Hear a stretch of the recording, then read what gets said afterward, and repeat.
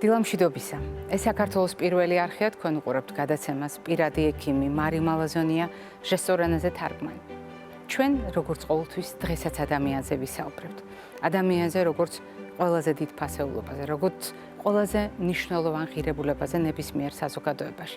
ჩვენ ვისაუბრებთ ადამიანის სიცოცხლეზე და ვისაუბრებთ ადამიანის სიცოცხლეზე ჩვენი პასუხისმგებლობის ჭრილში. დიახ, ძნელად წარმოსადგენია ახლა როდესაც საზოგადოებაზე მსჯელობთ, ჩვენ გათვითოკაცებულად წარმოვიდგინოთ ადამიანები, რადგან ადამიანები როგორც სოციალური არსებები ერთმანეთად ურთიერთობის საჭიროებას მუდმივად ვგრძნობთ, მაგრამ ეს საჭიროება ურთიერთობისა კიდევ უფრო მნიშვნელოვანია ჩვენთვის კრიტიკულ მომენტებში.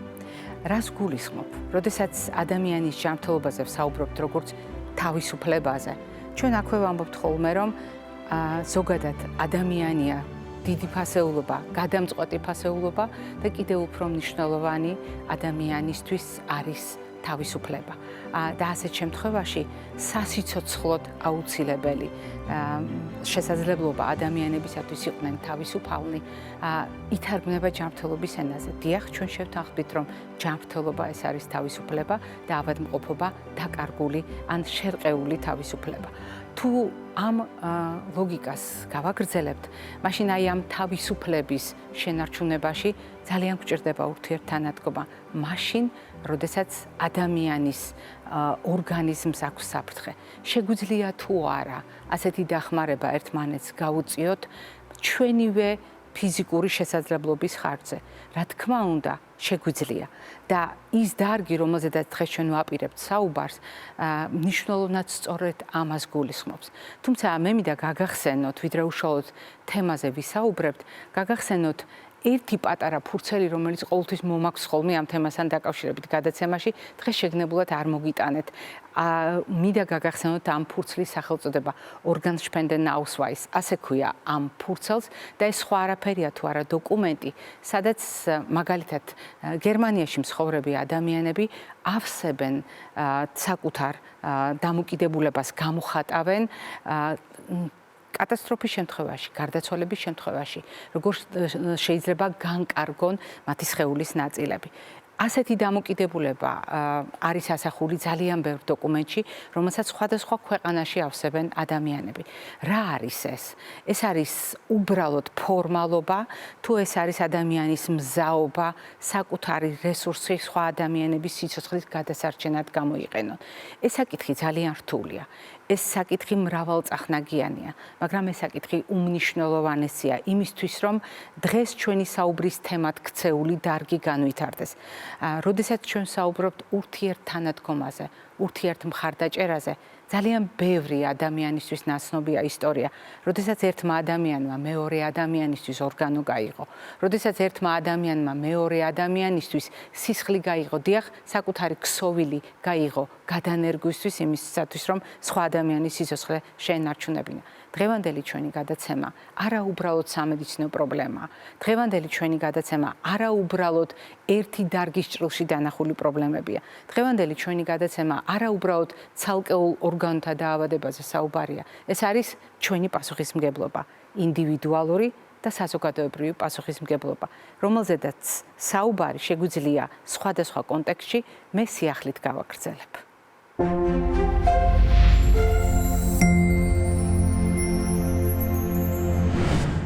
რაც უფრო ახალგაზრდა დონორი ღენროვანი უჯრედების გადანერგვისთვის, მით მეტი შესაძლებლობა არსებობს პაციენტის გადასარჩენად. ამ დასკვნამდე მივიდნენ პროფესორი შეტელინგი და მისი კოლეგები საკუთარი კვლევების საფუძველზე. სწორედ ეს კვლევა გამოქვეყნდა ჟურნალ ლეიკემიაში.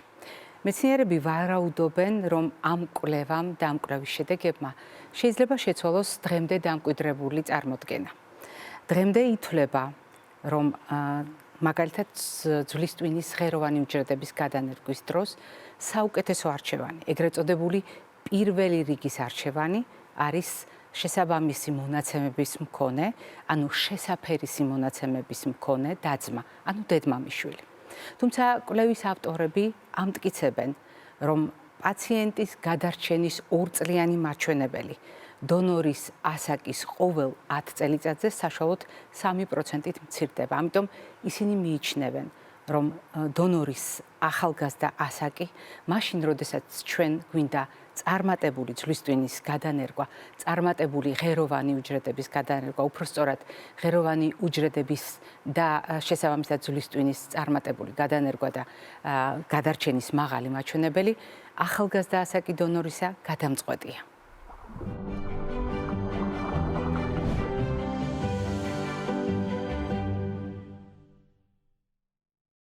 როდესაც დღევანდელ გადაცემას ვამზადებდით, ჩვენ გადავწყვეტეთ შეგვეფასებინა საზოგადოების დამოკიდებულება საკითხის მიმართ და საზოგადოების განწყობა. ამისთვის ჩვენ ტრადიციული გამოკითხვა გამოვიყენეთ და მისი შედეგები ძალიან ადვილად დასანახი და აღსაქმელია დიაგრამაზე, რომელსაც ახლა ეკრანზე ხედავთ. დიაგრამაზე ნათლად ჩანს ერთი მხრივ ჩვენ მიერ დასმული კითხვა, როდესაც ჩვენ საზოგადოებას ვკითხეთ, არის თუ არა მნიშვნელოვანი თავად საზოგადოების როლი იმ საკითხების მართვაში და იმ საკითხების განხილვაში, გადაწყვეტაში, რასაც ორგანოთა გადანერგვა ჰქვია და აზრი გაიყო, რასაკვირველია, მნიშვნელოვანი იყო იმის დანახვა და აღქმა, რომ საზოგადოების უმრავლესობა თვლის საკუთარ როლს ძალიან მნიშვნელოვნად არსებითად და ამის დანახვა შეგვიძლია იმ 53%-იანი მაჩვენებლით, რომელიც დიაგრამაზე მწვანედ ჩანს. საყურადღებოა ისიც, რომ გარკვეულმა ნაწილმა არ იცის ამ თემასთან დაკავშირებით, არ აქვს ინფორმაცია და არ აქვს როგორი უნდა იყოს გადაწყვეტილება, თუმცა როდესაც ჩვენ ვამბობთ ნაკლებად დამოკიდებულია, მხოლოდ 3% თვლის, რომ ნაკლებად დამოკიდებულია და დანარჩენი 22%-ისთვის არის პასუხი ძალიან მკაფიო და ნათელი, არ არის დამოკიდებული. მოდით ასეა თუ არა საკითხი რეალურად, ეს გავარკვიოთ ჩვენი გადაცემის სტუმართან ერთად.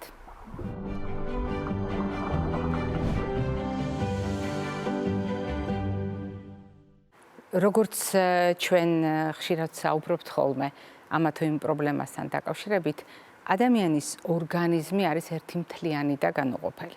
ჩვენ შევთანხმდით, რომ იზოლირებული პრობლემა ორგანიზმში არ არსებობს და როგორც წესი ადამიანის ორგანიზმის ნებისმიერი ნაწილი ფორმით და შინაარსით ერთმანეთის შესაბამისია. დგება მომენტი, როდესაც რომელიმე ორგანო, რომელიმე სისტემა ვერ ართმევს თავს თავის ფუნქციებს. ასეთ შემთხვევაში გამოსავალი სხვადასხვაგვარია და არსებობს ერთი გზა, რომელიც თანამედროვე მედიცინამ უკვე ძალიან კარგად იცის. ამ გზას ქვია ორგანოს ჩანაცვლება. ჩანაცვლება სხვადასხვაგვარად შეიძლება აღვიქვათ, მაგრამ ორგანოს გადანაცვლება, ორგანოს გადანერგვა, ორგანოს გადატანა ერთი ორგანიზმიდან მეორეში, ორგანოს ტრანსპლანტაცია, სხვადასხვაგვარად შეგვიძლია ეს ფრაზა ჩამოვაყალიბოთ, არის თანამედროვე მედიცინისათვის ერთ-ერთი მნიშვნელოვანი წახნაგი.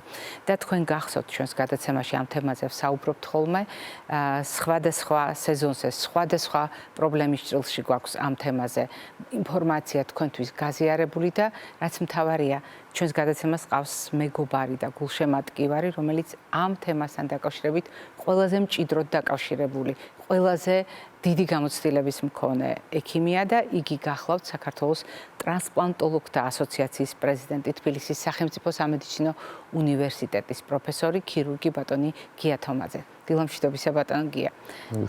მიხარია, რომ თქვენ ჩვენი გადაცემის მეგობართა და გულშემატკივართა რიცხვში ხართ და მიხარია, რომ ჩვენ შეგვიძლია ისეთ რთულ თემაზე ვისაუბროთ ერთად საზოგადოების გასაგონად, რასაც ქვია ტრანსპლანტაცია. რთულად ჟღერს, თუმცა საზოგადოება მეტნაკლებად იცის, რომ ეს არის ორგანოთა გადანერგვა და რომ ეს არ არის ახალი დარგი, რომ მას საკმაოდ დიდი ისტორია აქვს.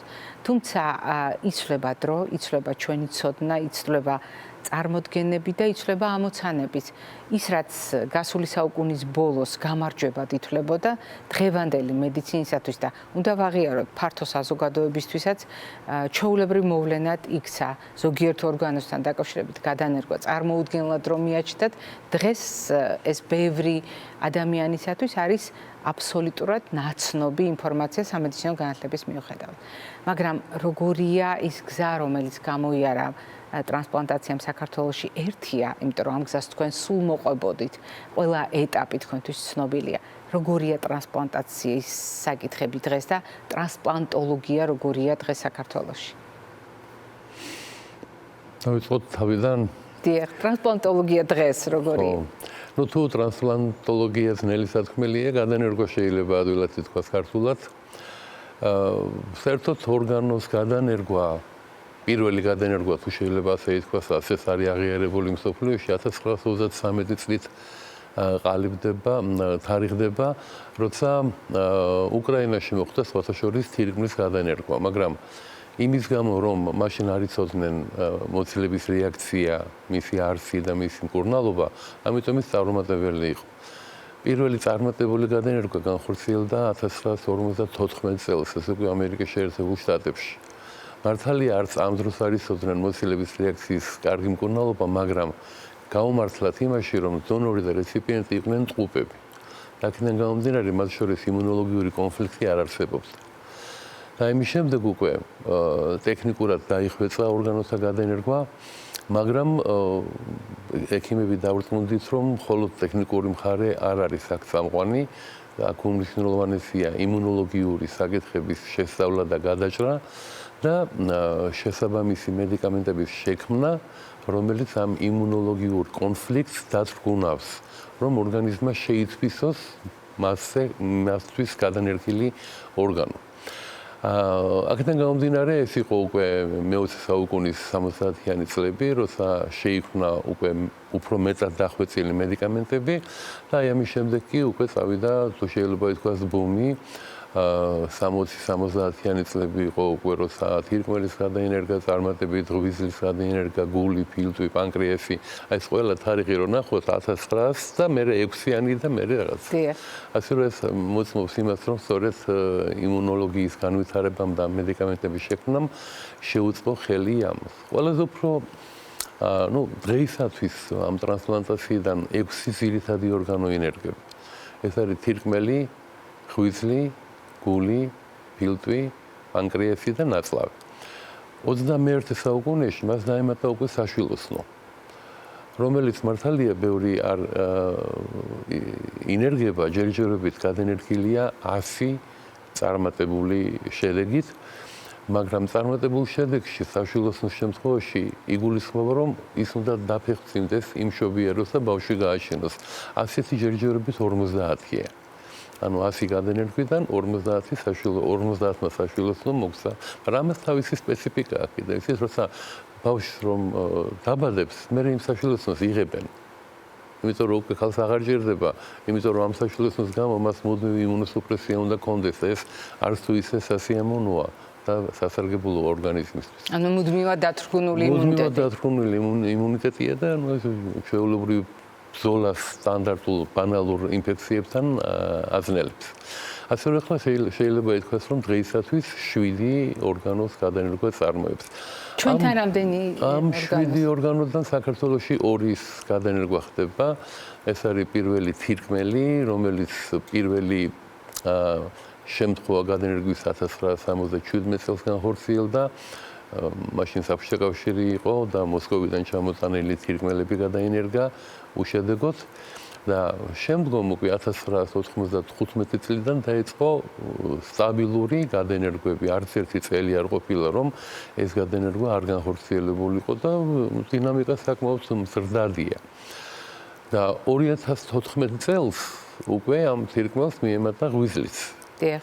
და ეს წარმატებით დაიწყო ბათუმში, ბათუმის რეფერალურ საავადმყოფოში. და ჩვენთან იყო ეს გადაცემაში? დიახ, ჩვენთან იყო გადაცემაში და თბილისში. ამჟამად 2 ქალაქში, ბათუმსა და თბილისში წარმოებს ღვიძლის გადანერგვა. დღეისათვის სულ საქართველოში 700-ზე მეტი ორგანო გადანერგილი პაციენტი ცხოვრობს. ამ 700-დან 200-ზე ცოტა მეტი არის ღვიძლგადანერგილი. დანარჩენი უმრავლესობა 500-მდე არის თირკმელი და 12 გახლავს გულგადანერგილი. ოღონდ გულგადანერგილები საქართველოში არ არიან ოპერაციები. როდესაც თქვენ ძალიან კარგად დაგვენახეთ რა გზა გაიარა პრაქტიკულად ტრანსპლანტოლოგიამ სოფლიო მასშტაბით და საქართველოს მასშტაბით, რა თქმა უნდა, ლოგიკურად გაჩნდა კითხვა, როგორ ცვლის ახალი ტექნოლოგიები ტრანსპლანტაციის შესაძლებლობებს ტექნოლოგიები, რომელიც მთელი მსოფლიოსთვის არის მნიშვნელოვანი ინსტრუმენტი სხვადასხვა დარგის განვითარებისთვის, როდესაც თქვათ რობოტული მედიცინა შემოდის და რობოტული ქირურგია ჩვეულებრივ მოვლენად იქცა, როდესაც ხელოვნური ინტელექტის მეშვეობით ხდება უამრავი პროცესის მართვა, როდესაც ხდება სპეციალური ტექნოლოგიების მეშვეობით მიმიკრია და იმიტაცია ორგანოების, ქსოვილების და ასე შემდეგ. ეს ცვლის თუ არა სიტუაციას ტრანსპლანტაციაში? რა თქმა უნდა ცვლის. თუ არ გავაკეთებთ აქცენტს თქვათ მაინდა-მაინც ხელოვნურ ინტელექტზე და რობოტულ ქირურგიაზე, მაშინ ტრანსპლანტაციისათვის ჩვეულებრივი ტექნიკა, რომელიც აი ზოგადი ქირურგიისთვის არის საჭირო, სრულიად საკმარისია. იმიტომ რომ ზოგადი ქირურგია, მიკროქირურგია, აი ეს კომბინაცია უმკლავდება ამით. მაგრამ რა თქმა უნდა, გაცილებით უკეთესია, ახლა უკვე შემოსულია, როცა რობოტით კეთდება, ვთქვათ, სირკმლის ამოღება. მაგრამ არ არის აუცილებელი. ამასაც ჯერ-ერთი როცა მოსახლეობაში ცნობილია, რომ რობოტმა გააკეთა ოპერაცია. რობოტმა კი არ გააკეთა ოპერაცია, ქირურგმა გააკეთა ოპერაცია რობოტის გამოყენებით. ისე როგორც ქირურგი აკეთებს ლაპაროსკოპიის გამოყენებით, ხო?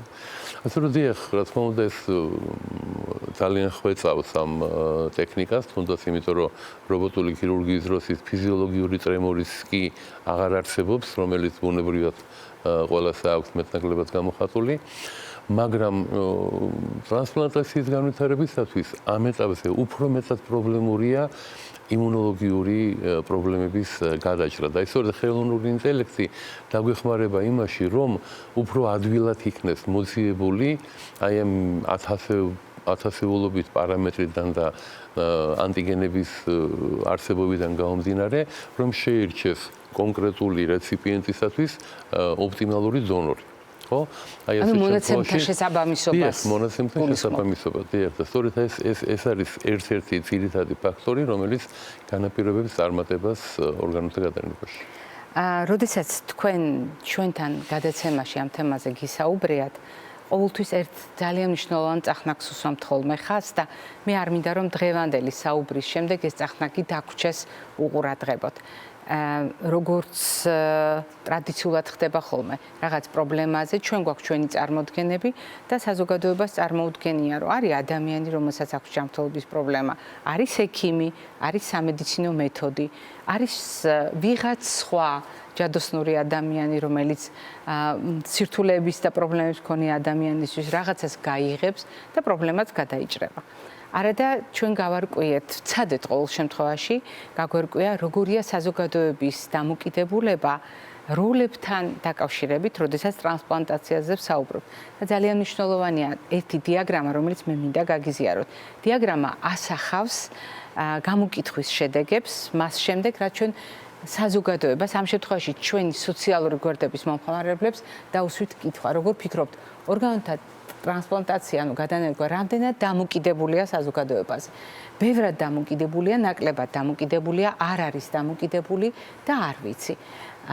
საბედნიეროდ უმრავლესობამ 53%-მა უპასუხა, რომ ბევრად დამოკიდებულია საზოგადოებაზე. მხოლოდ 3%-მა უპასუხა, რომ ნაკლებად დამოკიდებულია და თანაბრად გადანაწილდა ხმები არ არის დამოკიდებული და იმ კატეგორიას შორის, რომელიც თვლის, რომ არ არის ინფორმირებული საკითხთან დაკავშირებით და უპასუხა არ ვიცი. ბატონ გია, რეალურ სურათს ასახავს ეს გამოკითხვა. როდესაც ჩვენ საზოგადოების როლზე ვსაუბრობთ, საზოგადოებაზე არის დამოკიდებული, როგორი იქნება ტრანსპლანტოლოგია საქართველოში ხვალ. და საერთოდ შეიძლება გკითხო რა შუაშია საზოგადოება. დიახ, ძალიან კარგი ინფორმაცია. ახლა ნახეთ ორგანოთა ტრანსპლანტაციის მაგივრად რომ ჩავსვათ, თქვა თიაქარი. თიაქრის კურნალობა, ხო? მაშინ რა თქმა უნდა, ცალსახად ვიტყვით რომ არ არის დამოკიდებული, იმიტომ რომ თიაქრის შემთხვევაში არის პაციენტი და ქირურგი. მეტი არაფერი. მაგრამ როცა ორგანოთა გადანერგვაზეა საუბარი, მაშინ ძალიან და აი მე თუ ვიტყვი, აი ბევრად კი არა, აი ძალიან ბევრადაა დამოკიდებული. არსებითადაა, იმიტომ რომ საერთოდ აღიარებულია, რომ ორგანოთა ტრანსპლანტაცია არის მედიცინის ის დარგი, რომელიც ვერავითარ შემთხვევაში ვერ განვითარდება, თუ არ ექნა მას სათანადო მხარდაჭერა მოსახლეობის მხრიდან. იმიტომ რომ მოსახლეობა არის დონორის წყარო, მოსახლეობამ უნდა გადაწყვიტოს, ვთქვათ, დათანხმდეს თუ არა გარდაცვლილი ადამიანის ორგანოს ამოღებასა და გადანერგვას სხვის გადასარჩენად. ასე რომ ძალიან კარგი და 53% სასურველია უფრო მეტი იყოს, მაგრამ თუმცა ძალიან სასიამოვნოა, რომ უმრავლესობა თulis რომ ბევრადაა დამოკიდებული, კარდინალურად დამოკიდებული გეთანხმებით. დიახ, თქვენ ახსენეთ ერთი მნიშვნელოვანი ფრაზა, რომელსაც აუცილებლად უნდა შევეხოთ. როდესაც ვლაპარაკობთ რესურსებზე ტრანსპლანტაციისთვის, რასაკვირველია, შეიძლება მომავლისთვის დავამყაროთ იმედები, თქვათ, რაღაც მასალებით შექმნილ ორგანოებზე, იმიტირებულ ორგანოებზე, გარკვეულ წყაროებზე ამ ორგანოთა და ასე შემდეგ. მაგრამ დღეს ჩვენ ვლაპარაკობთ საზოგადოებაზე, რეალურ, ცოცხალ საზოგადოებაზე, სადაც ურთიერთმხარდაჭერა, ურთიერთთანადგომა შეიძლება გადამწყვეტი აღმოჩნდეს ისეთ საკითხებზე, რაზედაც თქვენ მუშაობთ. ამიტომ მე უნდა გკითხოთ თქვენ მიერ ნათქვამი ფრაზის გაგრძელებად. ორგანოთა რესურსად გარდაცვლილი ადამიანები ძალიან ბევრ ქვეყანაში სრულიად ლოგიკურად და ბუნებრივად განიხილება. არის თუ არა ეს საკითხი რთულად ჩვენს ქვეყანაში და არის თუ არა ამისთვის საზოგადოება მზად. თქვენ ნაწილობრივ ახსენეთ, მაგრამ ალბათ უმჯობესია, რომ უფრო დეტალურად შევეხოთ ამ საკითხს, როდესაც ჩვენ ვლაპარაკობთ გვამურ დონაციაზე. ძალიან კარგი შეკითხვა და ძალიან მტკივნეული შეკითხვა ზოგადად ტრანსპლანტაციაში და კონკრეტულად საქართველოსთან მიმართებაშიც. იმიტომ რომ მსოფლიოში ორგანოთა გადანერგვის ძირითად წყაროს გარდაცვლილი ადამიანი წარმოადგენს. არის ესე გადანერგვები ცოცხალი დონორისგან და გარდაცვლილი დონორისგან, ხო? მაგრამ აი ეს პროპორცია, თანაფარდობა სხვადასხვა ქვეყნების მიხედვით, ისეთ აი ევროპულ ქვეყნებში, ამერიკის შეერთებულ შტატებში უფრო ჭარბობს გარდაცვლილი ორგანოების გამოყენება. აზიურ ქვეყნებში, აღმოსავლეთ ევროპის ქვეყნებში უფრო ჭარბობს ცოცხალი დონორის გამოყენება. მართალია ცოცხალ დონორს უფრო კარგი შედეგები აქვს. მაგრამ ჩვენ ამ შემთხვევაში გარკვეულად ვარღვევთ ჯერ კიდევ ჰიპოკრატეს დროინდელ პრინციპს, რომ უპირველეს ყოვლისა არავნო. ანუ ჩვენ როცა ცოცხალ დონორს ვიყენებთ გადასანერგად, ამ ადამიანს გარკვეული რისკის ქვეშ ვაყენებთ. იმიტომ რომ ვიცით, ყველა ოპერაცია შეიძლება გარკვეული რისკი მოყვეს. აი ჩვენს ასოციაციაში არსებობს ეთიკური კომისია, სადაც უმრავლესი ამ პაციენტებისა გადის ამ ეთიკურ კომისიაზე, ჩვენ მას ყველას ვეუბნებით, უხსნით, რომ ამ ოპერაციასაც ისევე როგორც სხვა შეიძლება მოყვეს გართულება, შეიძლება განმეორებითი ოპერაცია გახდეს საჭირო, შეიძლება სისხლდენა იყოს, ან თიაქარი ჩამოყალიბდეს და უფრო მეტიც აბსოლუტურად ჯანმრთელი და გამოკვლეული ადამიანი შეიძლება გარდაიცვალოს კიდევაც. და ასეთი საერთაშორისო სტატისტიკა არსებობს, რომ მაგალითად 3000 ოპერაციიდან ერთი დონორი შეიძლება გარდაიცვალოს. თირკმლის შემთხვევაში, ღვიძლის შემთხვევაში 1000 ოპერაციიდან ერთი შეიძლება გარდაიცვალოს. ანუ საზოგადოებისათვის საკმაოდ დრამატულად ჟღერს ადამიანი ჯანმრთელი მივიდა სხვა ადამიანის დასახმარებლად, გაიღო საკუთარი ორგანო და თვითონ ემსხვერპლა ამ გადაწყვეტილებას. ამას რომ დონორობა ეს არის გმირობა. ეს არის ძალიან დიდი დახმარება მოყვასისა, ეს არის ნამდვილი გმირობა და ეს პრობლემა არ არსებობს გვამური დონაციის შემთხვევაში და ამიტომ ძალიან დიდი მნიშვნელობა აქვს იმას, რომ მოსახლეობაში ეს ინფორმაცია სწორად იქნას მიწოდებული. უნდა მოემზადოს ამისთვის საზოგადოება, უნდა მიიღოს სისტემატურად ინფორმაცია, უნდა გავიზარდოთ ბატონო გია. ყველა ქვეყანაში, სადაც გვამური დონაცია არსებობს და არ არსებობს თითქმის ქვეყანა ჩვენი და სასომხეთის გარდა მე მგონი ამ ახლო ქვეყნებში, სადაც ეს გვამური დონაცია არ არსებობს. მე დარწმუნებული ვარ, რომ ქართველები არ არიან თქვათ განსაკუთრებით ცუდები, რომ თქვათ არ დაეხმარონ გაჭირებაში მყოფ სხვა ადამიანს აი ამ პირიქით მგონია რომ ეს თვისება გვაქვს ჩვენ ერთმანეთის მithumetes იმედი მაქვს რომ დღეს იქნება თუ ხვალ იქნება ეს დარგი აუცილებლად წარმოიწევს წინ და წარმოიდგინეთ დღეს რა გადაენერგების წარმოებს საქართველოში ჩვენ 10-ჯერ უფრო მეტი გვჭირდება რაც იმას ნიშნავს რომ ის 10-ჯერ მეტი რაც არის ის იღუპება სამწუხაროდ იმისათვის რომ დონორობის საკმარისი წყარო არ გვაქვს. აი დღეს მაგალითად მარტო თირკმლის გადაენერგვაზე რო ვისაუბროთ, ხომ? თქვენ ახსენეთ ჩანაცვლებითი თერაპია. თირკმლის შემთხვევაში ჩანაცვლებითი თერაპია არის როგორც გადაენერგვა, ასევე დიალიზი. ანუ ხელოვნურ თირკმელთან შეერთება, ხო? ნუ გასაგებია რომ დიალიზის შემთხვევაში ცხოვრების ხარისხი ნაკლებია, უფრო შეზღუდულია პაციენტი და ასე შემდეგ. და დღეს 3000-ზე მეტი პაციენტი არის ხელოვნურ თირკმელთან შეერთებული. ანუ რამდენი რეზერვი, რამდენი საჭიროება იმ 3000-დან რამდენი შეიძლება გადაენერგოს თირკმელი და გახდეს საზოგადოების თითქმის სრულყოფილი წევრი. როდესაც ჩვენ საუბრობთ ტრანსპლანტაციაზე, ძალიან მნიშვნელოვანია იმის გათვალისწინებაც, რისი რეზერვები არის, მაგალითად, ძვლის ტვინის ტრანსპლანტაცია, რომელიც ძალიან აქტუალურია გარკვეული დიაგნოზის მქონე ადამიანებში. ეს პრობლემა არის თუ არა საქართველოსთვის. მაგალითად, როდესაც ჩვენ ლაპარაკობთ ღეროვანი უჯრედების ტრანსპლანტაციასთან დაკავშირებით, ეს რეალობაა, განხორციელებადია საქართველოში, ამის გამოცდილება უკვე არსებობს. აი ძვლის ტვინის ტრანსპლანტაციასთან დაკავშირებით ბატონ გია. როგორ ტრანსპლანტაციაზე როცა საუბრობთ გადაენერგვაზე, ხო, არის ორგანოების გადაენერგვა და ქსოვილების გადაენერგვა და უჯრედების გადაენერგვა, ხო? ჩვენ ახლა ამ წუთამდე საუბრობდით ორგანოების გადაენერგვაზე. ქსოვილების გადაენერგვიდან არის სისხლის გადასმა მაგალითად, ჩვეულებრივი ტრანსპლანტაცია მოგეხსენებათ და ეს მაგალითი მომყავს ხოლმე მე ჩვენი სადაზღვევო კომპანიებისათვის, იმიტომ რომ ჩვენი სადაზღვევო კომპანიები ცდილობენ რომ არ ანაზღაურონ ტრანსპლანტაციასთან დაკავშირებული ოპერაციული ჩარევები. და მე მოვეუბნები რომ მაშინ სისხლის გადასმასაც ნუ ანაზღაურებს ბარემ, იმიტომ რომ ისიც ტრანსპლანტაცია. ხო, რა თქმა უნდა, რაც შეეხება თუმცა ჩვენს კარგად უჩით მე პირადად ჰემატოლოგიის სრული ციკლი მაქვს გავლილი და პირველი რაც გვასწავლეს იყო ის რომ სისხლის გადასხმა არის ტრანსპლანტაცია. ტრანსპლანტაცია, დიახ, მართალია. ნუ რა თქმა უნდა, უჯრედების გადაენერგვა, ღეროვანი უჯრედების გადაენერგვა რომელიც უკვე ფართოდ გამოიყენება ონკოჰემატოლოგიური დაავადებების მკურნალობაში, საკმაოდ წარმატებით წარმოებს ჩვენთან, მაგრამ აქაც დონორის წყარო არ გვაქვს. იგივე კანი რო გადაენერგო, ხო? ამ კანის გადაენერგვას დონორი ჭირდება, ცოცხალსო, სხვა ცოცხალს ვერ აუღებ. რქოვანას გადაენერგვა ხედულობისათვის. დღეს რამოდენიმე ათეული ტექნიკურად გვაქვს რესურსი, მედიკოსებს შეუძლიათ ამ გაკეთება. რამოდენიმე ათეული გადაენერგვა წარმოებს ყოველწლიურად საქართველოში. მაგრამ ეს რქოვანები უცხოეთიდან შემოგვაქვს. ყიდულობენ. მიუხედავად იმისა, რომ ორგანო არ იყიდება და ქსოვილიც არ იყიდება, მის დამუშავებასთან, პროცესირებასთან დაკავშირებული თანხები არსებობს და ეს თანხა უნდა გადაიხადოს, რომ შემოვიდეს და ჩვენი ოფთალმოლოგები ბრწყინვალედ აკეთებენ ამ გადაენერგვებს. მე დარწმუნებული ვარ, როგორც კი დაიწყება გვამური გადაენერგვა, გვამური დონაცია, გულის გადაენერგვები წავა ჩვენთან, იმიტომ რომ ჩვენ ძალიან კარგი კარდიოქირურგები გვყავს.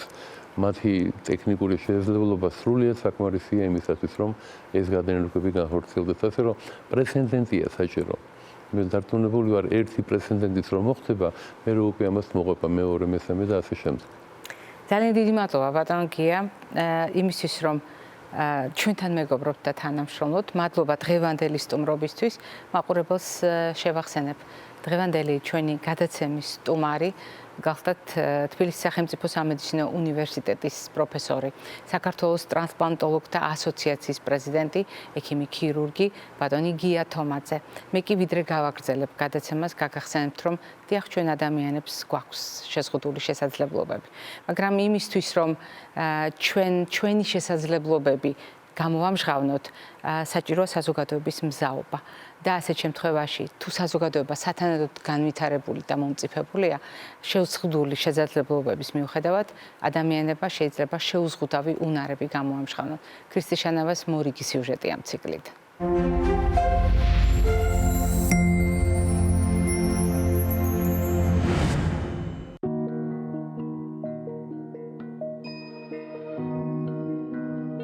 ბედნიერება არ არის ფუფუნებაში და რაღაც განსაკუთრებულ შესაძლებლობებში. ბედნიერება არის წვრილმანებში. უბრალოდ შეხვედრა შეიძლება გახდეს ძალიან დიდი мотиваციის საფუძველი. ადამიანის უბრალოდ ქცევა შეიძლება გახდეს იმის მიზეზი, რომ შენ აღარ შეგეშინდეს, იყო უფრო თამამი. ყველაფერში არსებობს მაგრამ და სამაგიეროდ. სამაგიეროდ ჩვენ სულ სხვა თვალით დავინახეთ სამყარო. ვისწავლეთ, რომ სუსტი მხარეები არ არის იმისთვის, რომ ფარხმალი ჩამოყარო და არაფერი არ გააკეთო. პირიქით, გეძლევა ახალი ბიძგი, რომ რაღაც უნდა ნახო. უკეთესი გამოსავალი, რომ შეიმსუბუქო შენი მდგომარეობა და არც სხვისთვის არ იქცე ტვირთად.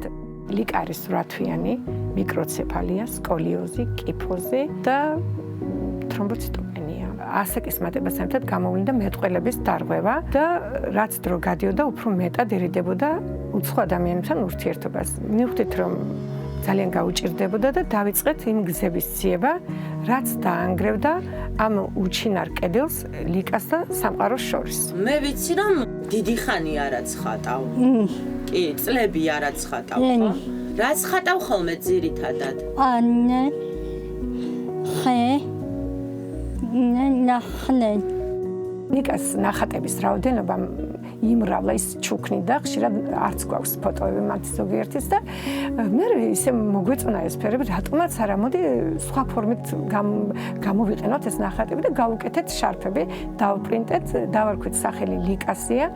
ეს შარფებს ჩუქნიდა ისევ თავის საყვარელ ადამიანებს და ამ შარფებთან ერთად ჩუქნიდა თავის ემოციას. ფაქტიურად მისი ნახატები მის შინაგან მდგომარეობას გამოხატავდა და დამოკიდებულებას.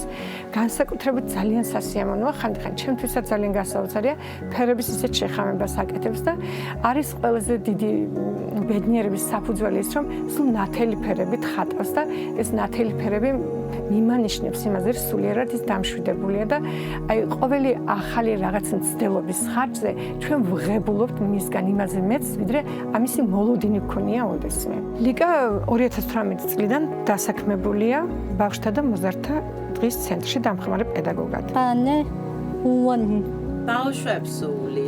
გიყვარს ბავშვები? მისთვის საყვარელ საქმიანობად იქცა ბავშვებთან ურთიერთობა და ბედნიერია დღეს ის ამით. რას აკეთებთ ხოლმე შენ და ბავშვები? თამანო თამაშობთ. კიდევ? ნანანე კიდევ რაღაცებს აკეთებთ ხო ერთად? ლიკას ეს მდგომარეობა გარდა იმისა, რომ იყო ჩვენი ხელშეწყობის შედეგი, ვფიქრობ, იყო თავისი არჩევანი, რომ მას მოისურვა თავისი მდგომარეობის შეცვლა. ეს ძალიან შეუპოვარია, შრომის მოყვარია, უზომოდ პასუხისმგებლიანია და არის ძალიან წესიერი. არასოდეს არ ცდილობს, რომ სხვას ხელი შეუშალოს, მისდამ დაკისრებულ მოვალეობას შეძლებს და მაგრამ ცდილობს, რომ ლამაზად და სწორად შეასრულოს და არ გაუცრუებს სხვებს იმედებს. სხვადასხვანაირი თოჯინები გაქვს, ხო?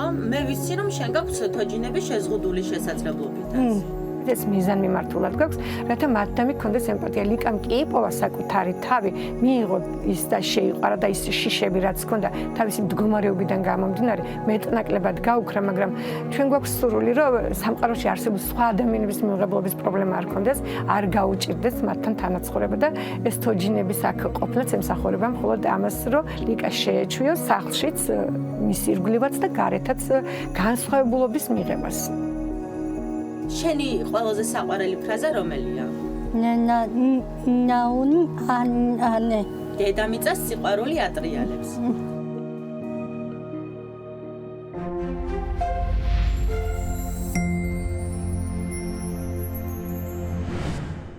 ტრადიციულად კვებისთან დაკავშირებულ რეკომენდაციებზე საუბარ ჩვენ ყოველთვის ვიწყებთ თეფშით, როგორც სიმბოლური ნაკრებისა იმ რეკომენდაციებთან დაკავშირებით, სადაც ჩვენ შეგვიძლია ზოგადი პრინციპები გავამთლიანოთ და სადაც ერთ თეფშზე შეგვიძლია დავატიოთ სულ ცოტა ნახევარი ბოსტნეულის სასარგებლოდ ხილთან მიმართებაში, ხოლო მეორე ნახევარი შევავსოთ მარცვლეულ-ბურღულეულით ცილოვან კომპონენტთან ერთად. ამასთან ვითვალისწინებთ რძის ნაწარმსაც და შევთანხმდით, რომ 5 ჯგუფის 5 ფერის პროდუქტი არის ის ოპტიმალური არჩევანი, რომელიც ჭირდება ადამიანს.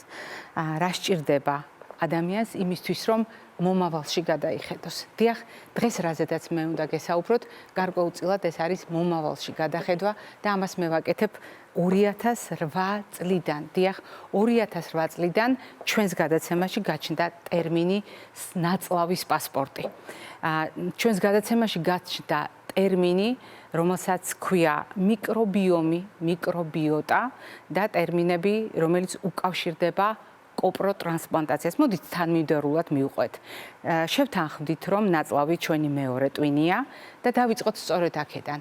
თუ ნაწლავი ჩვენი მეორე ტვინია, მაშინ მას ისეთივე ინსტრუმენტები სჭირდება რეგულაცია რომ არ დაარღვიოს და ჩვენი ორგანიზმისათვის რისკები არ შექმნას, როგორც თავის ტვინს დაჭირდებოდა და როგორც ნებისმიერ სარეგულაციო სისტემას დაჭირდებოდა. მით უფრო რომ ნაწლავს თავისი დამოუკიდებელი ნერვული სისტემა აქვს და ხშირ შემთხვევაში თავის ჭკუაზე იქცევა, ისე რომ არც კი ემორჩილება ცენტრალურ პულსს. ასეთ შემთხვევაში ჩვენ გვჭირდება ცხოვრების წესის ფაქტორების გათვალისწინება, ეს ყველაფერი ნაწლავის წონასწორობას ემსახურება, ჩვენ გვჭირდება წონის სტაბილურობა, ჩვენ გვჭირდება ფიზიკური აქტივობა, დროში განაწილებული ძილისა და აქტივობის მონაცვლეობა, კვების შეხამება და ასე შემდეგ. გათვალისწინება ყველა იმ ფაქტორისა, რომელიც ორგანიზმის სტაბილურობას განსაზღვრავს, წყლის ადეკვატური მოხმარება, იმ პროდუქტების რისკის შეფასება, რომელთაც შეუძლიათ